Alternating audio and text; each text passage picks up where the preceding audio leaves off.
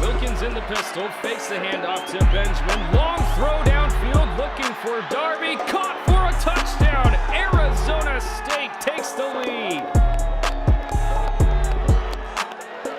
ASU looking to finish their drive strong. Here's Wilkins from the shotgun. Finds a man in the middle. That's Kyle Williams. Open touchdown Devils. They extend their lead for Williams' first touchdown of the year. Manny Wilkins hands the ball off to the right side. Eno Benjamin bounces off a tackle into the end zone. Touchdown ASU.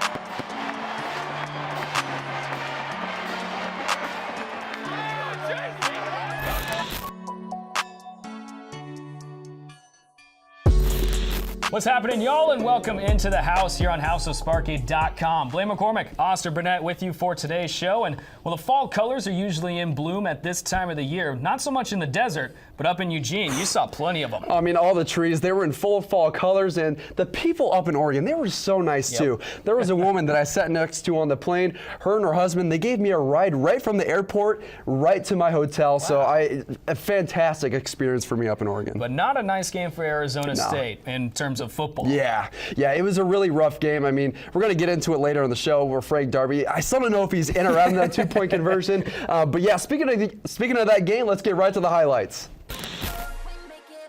Arizona State's hopes of winning the Pac12 South lied between the confines of Autzen Stadium as Wilkins and the Sun Devils took on Herbert's Ducks. And Puddles the Duck, yeah, he's ready to ride off into the night as Oregon hosts their senior night. Yeah, smoke, yeah, it's always a necessity for entrances. Let's get right to the action. Herbert, he hands the ball off to C.J. Verdell for a 6-yard touchdown to put the Ducks up 7-0 early. Brandon Reese hits a field goal to make it 7-3 with 6:09 left in the first quarter. Ducks, they still lead. Both teams exchange punts, and then Herbert dumps off a pass to C.J. Verdell. Yeah, he'll do the rest to make it 14-3 in favor of the Puddles Army. Fast forward to the second quarter, Tony Brooks James gets the handoff, but that ball came out. Darian Butler picks it up and sets the Sun Devils up in great field position. Reese, he hits a field goal to make it 14-6 Ducks. Herbert then drops a 57-yard dime to Dylan Mitchell. 21-6 in favor of Oregon, 4 minutes left in the second quarter. After an Ashari Crosswell INT, it takes one play for Manny to hit Frank Darby. 22-yard touchdown to make it an 8-point game with 50 seconds left in the half. But ladies and gentlemen, you better hold your horses because the Ducks are ready to strike. 28-13 now with that Jalen Red. He scampers for an 8-yard touchdown. Yeah, 28-13 rather at the half. Puddles, yeah, he's having some fun right behind Manny. 4 back-to-back punts, and Reese hits a field goal to cut the Ducks' lead to 12. 4 more punts later, and Brandon Ayuk, yeah, he scores a 25-yard touchdown to cut Oregon's lead to 5. Manny sneaks in for a quarterback sneak, and on this 2-point conversion, possibly the play of the game, is he in? Oh, it looks like he's just out. The referee rules him out. The Ducks win the game 31-29 up in Eugene, and Arizona State will not make it the trip to the Pac-12 championship game. Ducks, a big win on their senior day. And now we bring in our ASU football analyst, Jordan Palacio. Jordan, this was another tough game for the Sun Devils. Yeah, really the tale of two halves defensively for Arizona State. In that first half, of course, the Sun Devils playing without Merlin Robertson, who was out due to the targeting call he received against UCLA. And I think that proved to be the difference in this game. We're going to take a couple looks at plays here that I think maybe his instincts might have taken over, and he would have had a chance to prevent maybe a touchdown and a big play. But like you said, yeah, really tough, heartbreaking loss for the Devils. Yeah, and him being only a freshman, to have an impact like he has lately for the Sun Devils is absolutely miraculous. No, absolutely. He's the second leading tackler on the team, and he's kind of the anchor point for this defense. But let's take a couple of looks at these plays here for the Sun Devils. Here early in the first half, Justin Herbert connects to C.J. Verdell on a little swing pass, and look at all the blockers out in front, but more specifically, that linebacker at the top, bad angle right here. By the time he gets there, Verdell's already gone. He runs through 4 Sun Devil defenders, and again, it's just one of those things. If you feel like Robertson was on the field, he would probably make that play. And a little bit later here in the first half, on a drive that really killed the Sun Devils, Herbert passes to Dylan Mitchell on a little screen pass. Again, blockers out in front. Mitchell actually cuts toward the hash, toward the middle of the field, and you have Merlin Robertson there kind of playing shadow right there. I think he makes that play. However, he breaks a tackle, and Mitchell, with nothing but green ahead of him, nobody within 15 yards, is able to scamper past the 40 and set up an Oregon touchdown. And now for this last play, Austin, we're going to do it, Sun Devil fans. The 2-point conversion, the play everyone's talking about. Wilkins to Darby. And you know what hurts me the most about this play is how open Frank Darby is in the back of the end zone. We'll take a look at slow-mo here. And Darby, you see, you be the judge at home. Is he in or is he out? Yeah, the thing that really bugged me about, and go on it with who put this on Twitter, and this picture was just incredible. This is Jordan Simone off his Twitter page, and if you have review, I don't see why you cannot take a look at that play. Just doesn't make sense to me. If you have the capability, why not look at a play that could take a team to this Pac-12 championship game or keep him at a 7-5 record? Yeah, absolutely. I mean, if you have the review system, I don't care how confident your call is right there. Right. I mean, you have to review that. With it being so close of a game, it was another close game for the Sun Devils. And Jordan, thanks for always coming on. Absolutely. And now we're going to toss it back over to Blaine for his segment. Well, we hyped up the possibility a lot last week of the Sun Devils possibly making the Pac-12 championship game. But like ketchup on mac and cheese, it just wasn't meant to be. And Utah did what they needed to do as they bested the Buffs 30-7, and they are zooming to Santa Clara for the Pac-12 championship game for the first time in school history. Now the question is, where is Arizona State going to play? They have already clinched bowl game eligibility, but there are a couple possibilities where they could still end up. With the current bowl projections, CBS Sports is speculating that ASU will either be going to the Las Vegas Bowl, facing Boise State, and then on the other side, ESPN is saying either Las Vegas or the Hyundai Sun Bowl facing Virginia, which would be funny because Virginia has former ASU quarterback Bryce Perkins on their roster. Now, these are just all speculations as of this moment, and with the win over Arizona, it could project the Sun Devils up to a higher bowl ranking. On the other side of the tape, a win for Arizona would clinch their bowl eligibility. To put it lightly, Saturday is going to be a wild ride. So now that we've heard about where Arizona State could be in their bowl-eligible game, we want to transition this segment into a discussion. It's pros and cons with Austin and I. He's got the cons, and I've got the pros. So, Austin, I'll have you started out with the dark side. What do you got? Yeah, so obviously this was a tough loss for Arizona State, and they're just, if ASU coulda, shoulda, woulda scored in a few more of their games this season and their one-possession losses, we might be looking at a different, entirely different season for ASU in the win column. See, I'm going to take your con and actually spin it to be a pro. Because of these one-possession games, they've all had positive outcomes, maybe not in the win column, but in the competitiveness column as well. You see this defense never quitting in a game. You see this offense also never quitting. They almost came back to beat Oregon. And with the two teams and how they're playing on each end of the ball, they've been doing a really good job of this, and this just bodes well for the future. Yeah, and I'm going to go into my second con is ASU, they weren't able to get into the end zone in their first possessions. Pretty much throughout the first half, they didn't get into the end zone in terms of a touchdown, until 50 seconds left in the first half, and then the defense went ahead and gave up that touchdown to Oregon 39 seconds later. So ASU, they needed to close out better to end that first half, and they needed to maybe get off to another hot start, maybe against U of A. You've heard of the cliche saying of one game at a time. But that's going to be my next pro, is one game at a time, and this is the big one, the Territorial Cup, where they're facing Arizona. It's an age-old rivalry. It's one of the best in college football, and it's going to be a fun one, and it has implications on it as well, because if Arizona wins, they get bowl eligibility, and they get to go and extend their season. But if ASU wins, they get to have a little bit more of a bump in their bowl standing, so it should be a fun one this weekend. It's a definite pro for, us as journalists, but also all of football fans in Arizona. Yeah, absolutely. And my final con is,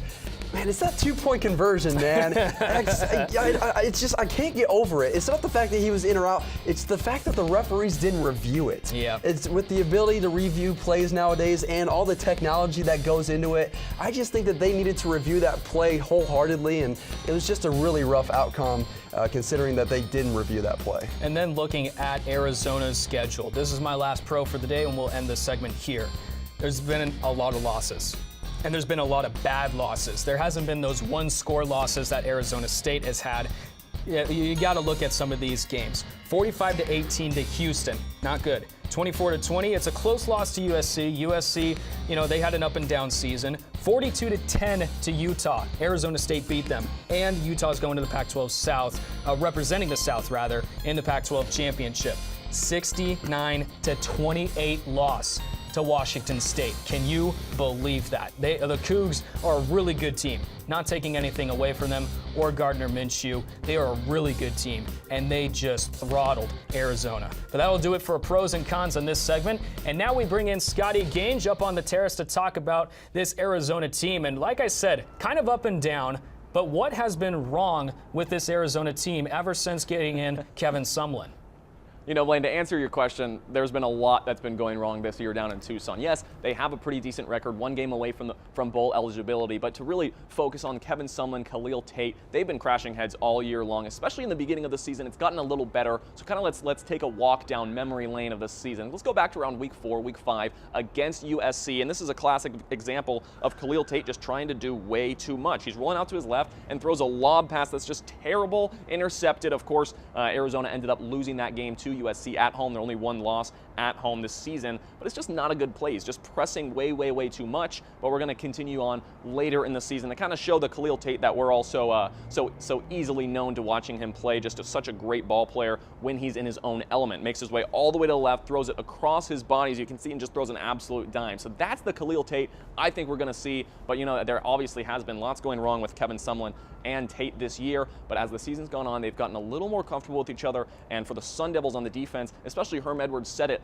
is that they've just got to contain him. Herm Edwards said in his press conference this Monday was that he's a guy that you can't really scheme against. You can do all the right things on defense. He can make guys miss. He can throw a deep ball just perfectly while on the run, and that's what we saw right there. And I remember seeing Khalil Tate last year, and he was a force to be reckoned with, one of the best runners of the quarterback position I've ever seen. Now, on tape, what can the Sun Devils do to attack this Arizona defense?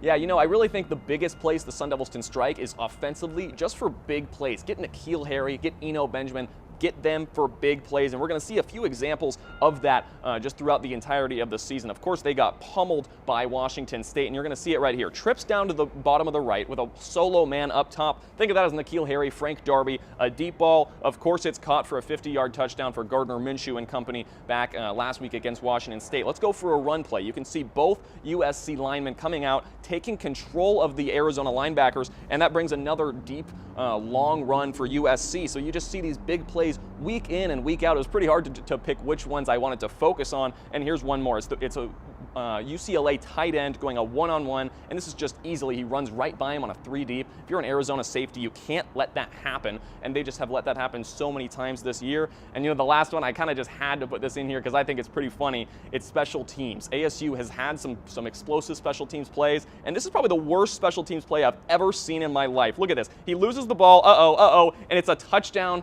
for Washington State. Arizona, that is embarrassing. They gave up 69 points to Washington State up in Pullman. So they're coming off a pretty tough loss, and that's really where the Sun Devils can strike. The special teams kind of wash that away. That's just kind of more for giggles. But for the offensively, it's get big plays, throw it deep, get one-on-ones, and get your linemen out there to give Eno Benjamin holes. All right, Scotty, thanks so much for your time. Happy Thanksgiving. All right, Blaine. Happy Thanksgiving, man. Get some turkey. We've had a lot of N'Keal Harry on the Blaze Call of the Week, but this week it's Brandon Ayuk. He's taken over the helm. Here, Killian McClatchy as he walks you through Ayuk's crazy touchdown. Gun formation, 2 to the right, 2 to the left. N'Keal Harry's in the slot on the right side in man-to-man coverage. Wilkins is going to drop back the pass. Quick throw over to the left. That's Brandon Ayuk. He's got it, and he's got room. Going down to the 5, the 10, touchdown. Brandon Ayuk makes his way into the end zone, and it makes it 28-22. Oregon still has the lead. Insane game up in Eugene. Braden Bell and the man you just heard will be calling the big one, the Territorial Cup down in Tucson. Make sure you catch the action on BlazeRadioOnline.com at 1:30 on Saturday. The Territorial Cup, it's always fun. And speaking of fun, it's going to be Pick Your Poster for our next segment, my personal favorite one of the show, but not a lot of ASU signs up in Eugene. Yeah, when I was on the field looking up and down the stadium, I kid you not, there was no posters there. And I was just shocked because, you know, Eugene's a pretty good football environment. Right. And I just didn't see any. It was shocking to me. But I think everybody saw this in the stadium. Ready? Boom. That's what it is, the Oregon O. I don't know how many fans it takes to put this on, but quite the spectacle at Autzen Stadium. You see the yellow papers, the green papers making the Oregon O. How many fans do you think that is? Like, what do you think? At least 60,000. But what I thought was very interesting about that is they played the song Coming Home, Oregon. The whole stadium was singing it, and it just shot chills up and down my spine. It's now my favorite song. I'm listening to it on Apple Music right now. It's on repeat. So. One thing, you thought 60,000 fans would make that sign? No, not that sign, just in the stadium. I thought you meant, in the stadium in jail. Capacity. I was talking about the sign. No, not the sign, no. But I was like, wait, Austin, I know you're not a math major. No. See, math is not journalism here. But let's go into our second sign here. And it's going to be the crazy fan that, I became friends with this guy. Okay. I saw him a couple times as I was running back and forth down the stadium, and he's like, hey, get me on TV. And I told him, I'm not on TV, but I'll get you anyway. So I got him there, and, you know, it was a really fun atmosphere out there in Eugene. The thing I like about this segment is attention to detail. Yeah. This guy, well, he's the dictionary definition of it. Look at the hair, the gloves, the jacket, the lanyard, even his sidekick to the left of him. That is amazing. That's well planned out. Yeah, and if you can see it, there's an older lady that's like waving her hands up on the top right over there. So a lot going on there in that picture. Love that. Pick your poster. We always seem to get the most crazy folks on here. Yeah, but absolutely. Speaking of crazy, it's Territorial Cup time, and I think we got just the thing to get you hyped up. Sun Devils and Wildcats. Hate Week. 119 years of football in Arizona, a rivalry heated since 1899 that rings true throughout the desert. Both couldn't be so similar and different at the same time. A senior quarterback and a highly touted wide receiver go up against a once-mentioned Heisman candidate looking to finish his season with bowl eligibility. Herm Edwards and Kevin Sumlin. Who will come out on top? It's Hate Week in the state of Arizona. Well, if that doesn't make your blood boil, I don't know what will. Big shout out to Noah Lau and Jordan Palacio for producing that hype video. And to prepare us more for Territorial Cup weekend, we bring in Julian Pottas to break down some film on these Arizona Wildcats. And a team that's been really up and down. New head coach in Tucson with Kevin Sumlin. He's had his big positive shining moments, but also his dark defeats, especially against Washington State. Yeah, totally. And I mean, I think that can go for the Wildcats in general. You know, they've had their good and bad moments.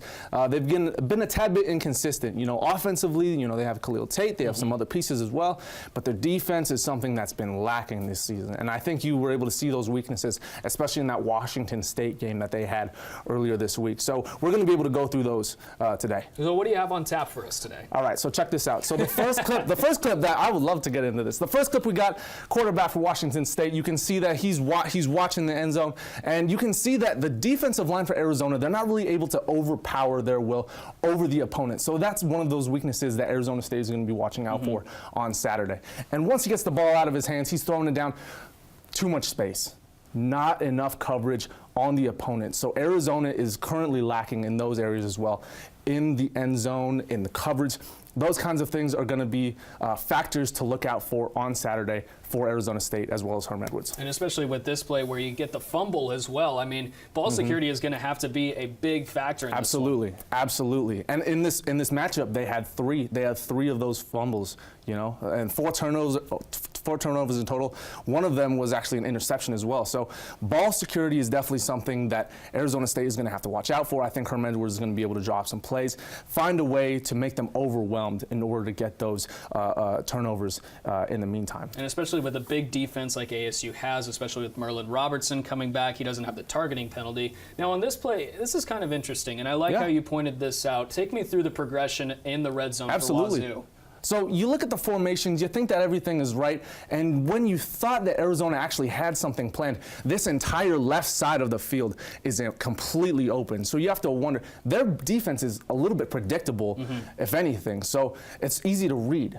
So that's going to be something that Arizona State's going to be able to watch out for as well. And I think they're going to be able to use that to their advantage in the matchup. Before I let you go, what's your score prediction for the Territorial Cup? You know, it's always been competitive between these two schools, you know, especially with the programs, the history behind it all. So I'm going to say it's going to be not entirely a shootout, but it's going to be a close game. So maybe I'll say 27-24. Okay, a little low scoring for these two teams, though. Yeah. I think I'm going to say about in the 40s is where this game is going to go. Okay, so that's a shootout. Okay. 42, maybe like 35, somewhere around there. But thanks so much, Julian. We're going to toss over to Austin to lift our spirits a little bit with the feel-good story.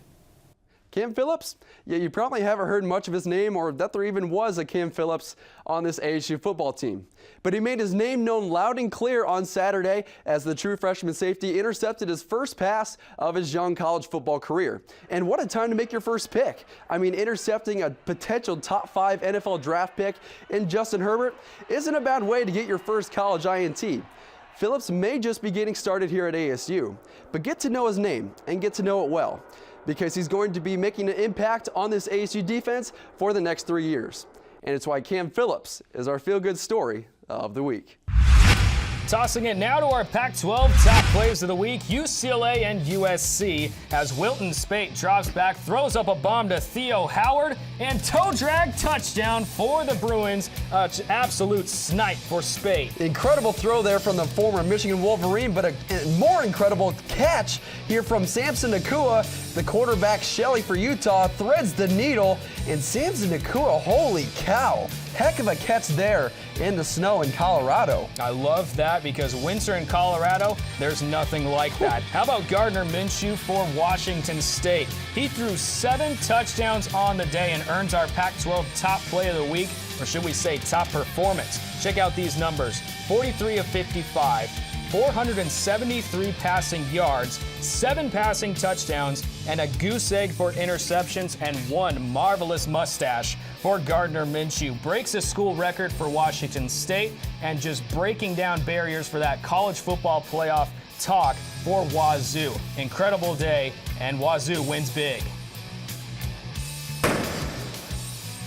Gardner Minshew, are you kidding me? 7 touchdowns? I mean, that's unreal. I mean, we've seen it do that pretty much the whole season, so that's pretty much no shock to me. And, I mean, he's a fun guy on the field, too. Have you seen his energy during that game? He was jumping up and down and stuff. I think I need a little bit of Gardner Minshew in my life. Yeah, and they also have the mustache army up there in the Palouse. Yes. So very, very awesome to see Gardner Minshew play like the way he did. And that'll wrap it up for us here at the house. For our producer, Noah Lau, for Blaine McCormick, I'm Austin Burnett. Have a good Thanksgiving. Ladies and gentlemen, don't eat too much turkey. To the land of my first love.